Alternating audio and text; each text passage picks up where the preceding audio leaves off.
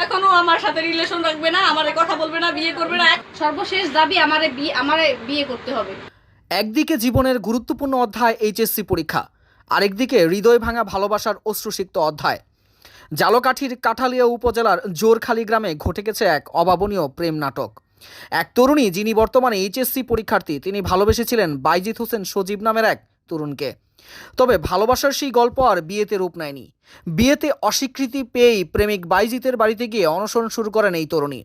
বুকে যন্ত্রণা, চোখে অশ্রু আর ঠোঁটে একটাই কথা, ভালোবেসেছি, বিয়ে করতে চাই। ঘটনাটি মুহূর্তেই ছড়িয়ে পড়ে চারদিকে। চাঞ্চল্য ছড়িয়ে পড়ে পুরো জোরখালি গ্রাম সহ কাঠালিয়া উপজেলা জুড়ে। এদিকে এই ঘটনায় প্রেমিক বাইজিৎ হোসেন সজীবের পক্ষ থেকে এখনো পর্যন্ত কোনো বক্তব্য পাওয়া যায়নি। ভালোবাসা যদি সত্যি হয় তাহলে তার শেষ এমন করুণ হতে পারে না। তবে সমাজ, পরিবার আর দায়িত্বের টানাপোড়েনে অনেক সময় প্রেম হয় বলি। এই অনশন কতদূর যাবে? ভাঙবে হৃদয় না গড়বে সম্পর্ক?